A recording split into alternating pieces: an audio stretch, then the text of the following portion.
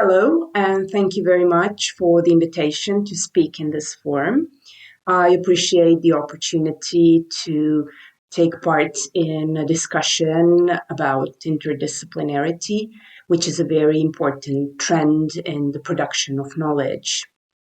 The integration of knowledge and ways of thinking of different disciplines certainly leads to more comprehensive understanding of a particular problem or an intellectual issue that could not be possible by exclusively relying on one discipline. So there's a lot of potential in interdisciplinary integration, but there are also certain problems in that regard, and some of which reveal this hierarchy of disciplines in interdisciplinary interaction. Such problems are especially noticeable when it comes to cooperation between social and natural sciences. So in this presentation, I would like to talk first a little bit about the challenges that medical anthropology faces in collaboration with biomedicine and public health. And then I will move on to giving the example of how the lack of anthropological perspective contributed to an partly unsuccessful official response to anti-vaccination campaigns in Serbia when they first appeared in the country some 10 years ago. So the second part would pinpoint the significance of sociocultural and political insights beside medical knowledge for promoting vaccination and fighting off anti-vaccination influences. Let me start first by defining medical anthropology. I'm sure everybody knows what medical anthropology is, but let's just remind ourselves that this is a discipline which describes, interprets, and critically appraises the relationship between culture, behavior, health, and disease, and places health and illness in the broader context of cultural, social, political, economic, and historical processes. Medical anthropology started off as an applied discipline in the international public health movement during the previous century, when it became quite clear that many health problems were socially and culturally determined. So anthropologists were supposed to inform health professionals about how traditional beliefs and practices in different societies conflicted with biomedical approach, how social and cultural factors influenced health and health-seeking behavior. And anthropologists were also supposed to provide insights into why some official health programs were not that successful in certain contexts. So anthropologists have been working with health professionals to solve problems that have mainly been defined by health professionals. In that regard, there is this dominant position of biomedicine, the authority of biomedical clinical culture, and hence the unequal position of doctors and anthropologists in medical research settings. In such settings, the doctors are those who define the problems and research priorities. And anthropologists just tend to play some kind of a side role. This is mostly because health professionals view anthropology in methodological terms as a set of procedures. So, for instance, qualitative methods, in-depth interviews, focus group discussions. So procedures for collecting hidden or sensitive data for discovering cultural barriers to change.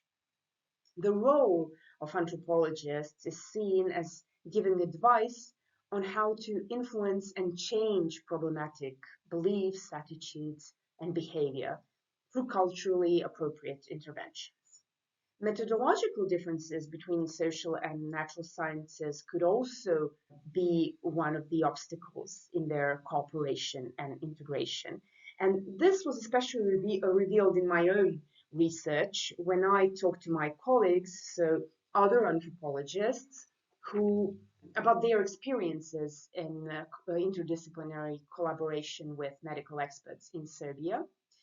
So what they shared with me was the impression that medical experts did not understand the value of qualitative methods, that they did not show any particular interest in those methods, nor in anthropological insights or knowledge. And they would only stick to quantitative methodology and statistics. And one of my colleagues said that his impression was that anthropology was strange and unknown to medical experts who he worked with, and that they probably thought that anthropology had nothing essential to contribute to the project. What was also interesting, the work of this colleague on the project was officially defined as qualitative researcher interviewer, instead of using much simpler or elegant terms like just anthropologist or ethnographer. So this suggests a kind of uncertainty in connecting a social science like anthropology with questions that are typically seen as the field of medicine and public health in local Serbian context. So in this context, anthropology is still not fully recognized as a discipline which could give valuable insights for different public health approaches. So let's see how this played out on the example of vaccination issues in Serbia.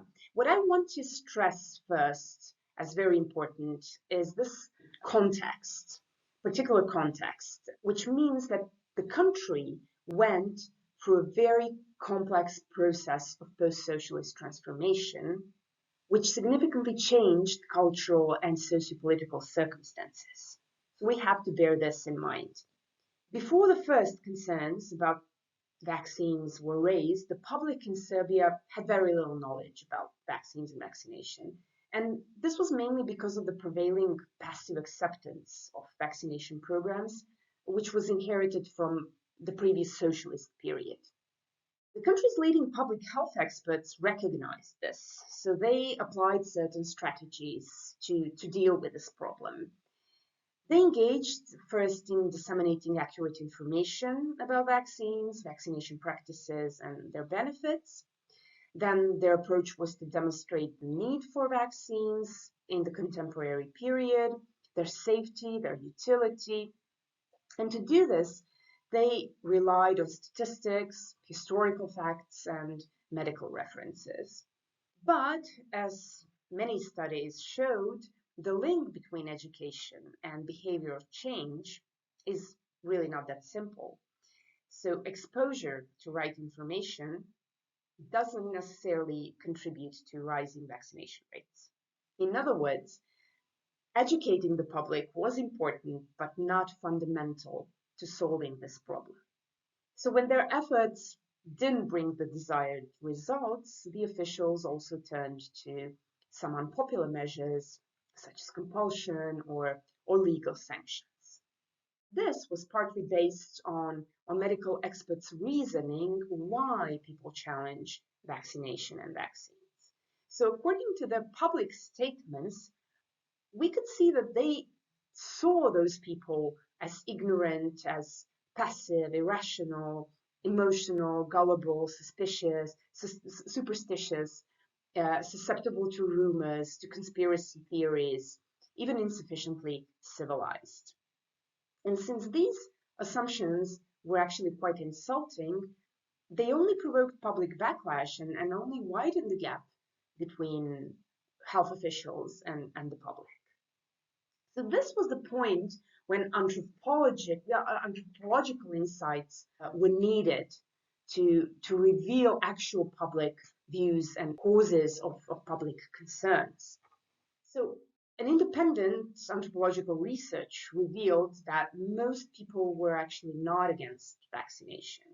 A closer analysis showed that their hesitancy, vaccine hesitancy, could be traced to far-reaching social problems and people's general experience of living in post-socialist circumstances.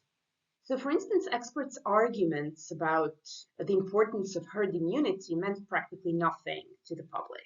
And let me just remind you what herd immunity is, it means that wide vaccination coverage also provides protection for those who, for some reason, have not developed immunity.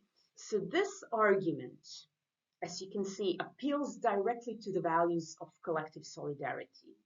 And precisely these values were not promoted social values in the new post-socialist context. This context was dominated by the message from the new political elite that from now on, everybody should look out for themselves. So to keep insisting on the values of solidarity and public good or interest was actually pointless. And for this reason, people usually ignored this otherwise very reasonable argument about herd immunity. Also, the principles of individualism were promoted in new social circumstances. So people also developed an individual perception of risk. They started viewing vaccination as putting their own child at risk for the benefit of others. People also raised some important questions about the state's role and responsibilities. For instance, the issue of accountability in case of adverse side effects, no matter how rarely those may occur. People feared that they would not have adequate support because of inefficient justice system, social care, healthcare services, or simply because of discrimination and social exclusion of the disabled. So vaccination concerns in post-socialist Serbia were based on all these publicly recognized social problems.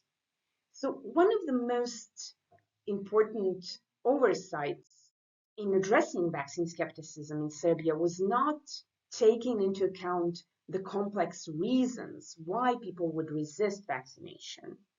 Instead, everybody who expressed any kind of doubt was treated as being against vaccines and aligned with anti-vaccine groups.